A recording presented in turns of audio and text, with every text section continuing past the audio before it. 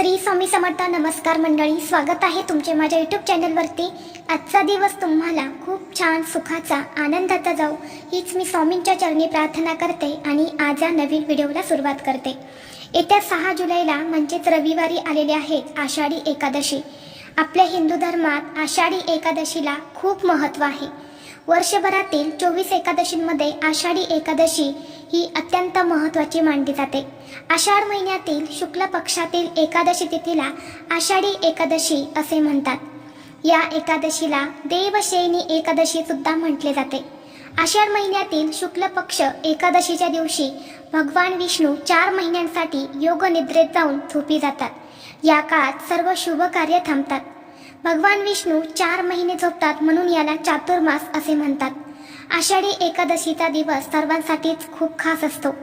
वारकरी संप्रदायासाठी हा तर दिवस दिवाळी इतकाच मोठा असतो आणि म्हणूनच आपल्या महाराष्ट्रात लाखो वारकरी चालत जाऊन पंढरपुरात विठुरायाच्या चरणी नतमस्तक होऊन आशीर्वाद घेतात.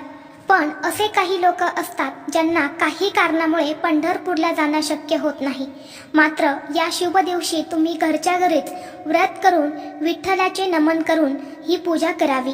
धार्मिक दृष्टीने आषाढी एकादशीचा दिवस हा अत्यंत शुभ आणि महत्त्वाचा असल्यामुळे या दिवशी काही प्रभावी उपाय आणि सेवा देखील केल्या जातात. आज या व्हिडिओमध्ये मी तुम्हाला एक अतिशय प्रभावी असा उपाय सांगणार आहे. रविवारी आषाढी एकादशीला तुम्ही एक वेळ उपवास नाही केला तरी चालेल, पण या झाडाला अजिबात टाळू नका. या झाडाला स्पर्श करून घरी या. इतका पैसा येईल की सांभाळता येणार नाही. एका रात्रीत करोडपती बनाल. तुमच्या सर्व इच्छा मनोकामना या पूर्ण होतील. तर असे कोणत्या झाडाला स्पर्श करून यायचं आहे याबद्दलची संपूर्ण माहिती आज व्हिडिओमध्ये मी तुमच्यासोबत शेअर करणार आहे. त्यामुळे तुम्ही हा व्हिडिओ स्किप न करता शेवटपर्यंत नक्की पहा.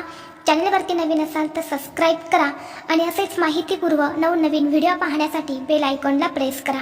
म्हणजे जेव्हा कधी मी नवीन व्हिडिओ अपलोड करेल त्याचं नोटिफिकेशन सर्वात अगोदर तुम्हाला भेटेल आणि तुम्ही एक पण व्हिडिओ मिस करणार नाही. आज या व्हिडिओमध्ये मी तुम्हाला जो उपाय सांगणार आहे तर हा उपाय आपल्याला आषाढी एकादशीला करायचा आहे. आषाढी एकादशीच्या दिवशी तुम्ही सकाळपासून ते संध्याकाळपर्यंत जेव्हा केव्हा तुम्हाला शक्य होईल तेव्हा या झाडाला स्पर्श करून घरी यायचं आहे. आपल्या पुराणात झाडांना अत्यंत पवित्र आणि पूजनीय मानून त्यांचा संबंध सर्व देवी देवतांशी जोडण्यात आला आहे. हिंदू धर्मशास्त्रानुसार सर्व प्रकारची झाडे आणि वनस्पतींमध्ये देवतांचे वास्तव्य असते, ज्याच्या पूजेने संबंधित देवता आणि देवतेचा विशेष आशीर्वाद हा आपल्याला मिळत असतो. यासोबतच ही झाडे आणि वनस्पती नवग्रहाशी संबंधित देखील आहेत आणि त्यांच्याशी संबंधित दोष दूर करून शुभ फळ प्रदान करता येते. आपल्या हिंदू धर्मात झाडे आणि वनस्पतींना देवासारखे पूजनीय मानले जाते. असे मानले जाते की विविध प्रकारच्या वृक्षांमध्ये देवदेवता वास करतात, ज्यांच्या पूजेने व्यक्तीवर दैवी कृपा होते आणि त्याच्या सर्व मनोकामना पूर्ण होतात. तसेच आपल्या सर्व पैशांच्या आर्थिक अडचणी देखील दूर होतात. आपली अडलेली कामे पूर्ण होतात. आपल्याला प्रत्येक कामात यश मिळते. भरपूर दिवसापासून असलेली अपूर्ण इच्छा ही देखील या उपायाने पूर्ण होते. त्याचबरोबर या आषाढी एकादशीला या झाडाला स्पर्श केल्याने देवी लक्ष्मी आणि भगवान विष्णू हे देखील आपल्यावरती प्रसन्न होतात आणि आपल्याला शुभ फळ जे आहे तर ते देत असतात. आज या व्हिडिओमध्ये मी तुम्हाला 3 झाडं सांगणार आहेत. या 3 पैकी तुम्हाला कोणत्याही एका झाडाला स्पर्श करून घरी यायचं आहे किंवा तुम्हाला शक्य असेल त्या 3 झाडांना तुम्ही स्पर्श करू शकता. त्यामध्ये पहिलं झाड आहे ते म्हणजे केळीचे झाड. आपल्या हिंदू धर्मात केळीचे झाड भगवान विष्णू आणि गुरुदेव बृहस्पती यांच्याशी संबंधित असल्याचे मानले जाते. त्यामुळे आषाढी एकादशीच्या दिवशीच केळीच्या झाडाची पूजा केल्यास या दोन्ही देवतांचा आशीर्वाद हा आपल्याला मिळत असतो.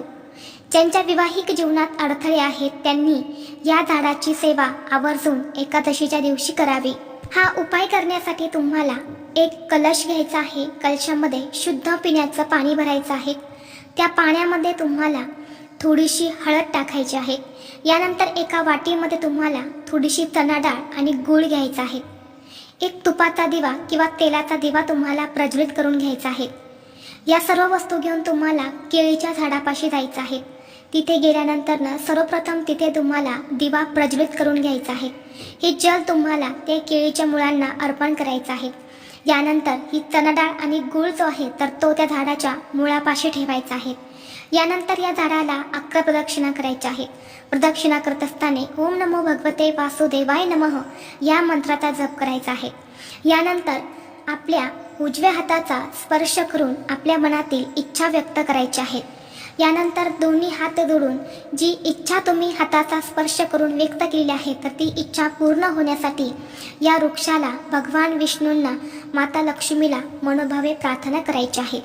यानंतर पुढचे झाड आहे ते म्हणजे कदंबाचे झाड. कदंब वृक्षाला आपल्या हिंदू धर्मात अत्यंत पवित्र मानले जाते. हे झाड भगवान श्रीकृष्ण, भगवान विष्णू आणि माता लक्ष्मी यांच्याशी संबंधित आहे. हिंदू धर्मशास्त्रानुसार जितकं महत्त्व तुळशीच्या झाडाला दिले जाते तितकेच महत्त्व या कदंबाच्या झाडाला दिले जाते.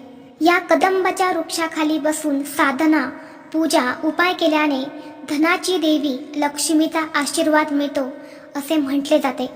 आणि म्हणून या दिवशी तुम्हाला एक कलश भरून पाणी घ्यायचं आहे. त्या पाण्यामध्ये तुम्हाला थोडीशी हळद घालायची आहे. यानंतर एक दिवा तुम्हाला प्रज्वलित करून घ्यायचा आहे. या दोन्ही वस्तू घेऊन तुम्हाला कदंबाच्या वृक्षापाशी जायचं आहे. तिथे गेल्यानंतर तिथे तुम्हाला सर्वप्रथम दिवा लावायचा आहे आणि हे जल त्या वृक्षाला अर्पण करून तुम्हाला 7 प्रदक्षिणा करायच्या आहेत.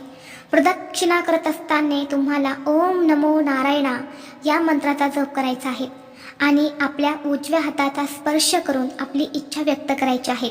यानंतर जी इच्छा तुम्ही व्यक्त केली आहे तर ती पूर्ण होण्यासाठी दोन्ही हात जोडून भगवान विष्णू आणि माता लक्ष्मीला मनोभावे तुम्हाला प्रार्थना करायची आहे. यानंतर पुढचे झाड आहे ते म्हणजे तुळशीचे झाड.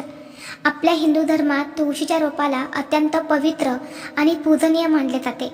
त्याशिवाय भगवान विष्णूंची पूजा ही अपूर्ण मानली जाते. म्हणूनच तिला विष्णुप्रिया असे म्हणतात. तुळशीला लक्ष्मीचे रूप मानले जाते. वास्तुनुसार तुळशी वनस्पती ही सर्व वास्तुदोष दूर करते आणि म्हणून असे मानले जाते की घरातून बाहेर पडताना तुळशीचे दर्शन झाल्यास कार्य निश्चित सफल होते. इतकं महत्त्व या तुळशीच्या झाडाला दिले जाते.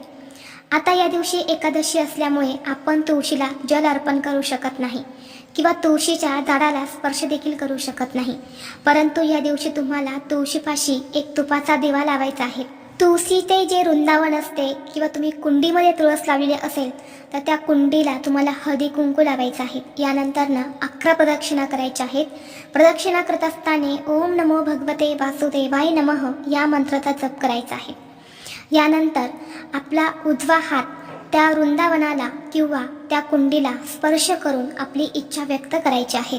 यानंतर दोन्ही हात जोडून आपण जी इच्छा व्यक्त केलेली आहे तर ती पूर्ण होण्यासाठी मनोभावे प्रार्थना करायची आहे. तर अशा पद्धतीने तुम्हाला ही 3 झाडे आहेत तर या 3 झाडांना आषाढी एकादशीच्या दिवशी स्पर्श करून घरी यायचं आहे. सांगितल्याप्रमाणे या 3 पैकी तुम्ही एका झाडाला स्पर्श करून आले तरी सुद्धा चालेल किंवा ही 3ही झाडे तुमच्या घराच्या अगदी जवळपासच आहे. सहज तुम्हाला ही पूजा करता आली तर नक्की तुम्ही 3ही झाडांची पूजा या दिवशी आवर्जून करा. व्हिडिओ तुम्हाला आवडला तर लाईक करा, चॅनलवरती नवीन असाल तर सबस्क्राईब करा आणि हा व्हिडिओ आपल्या मित्रपरिवारासोबत जास्तीत जास्त शेअर करा. चला तर मग भेटू असंच पुढल्या एका नवीन व्हिडिओमध्ये. तोपर्यंत सर्वांना श्री स्वामी समर्थ.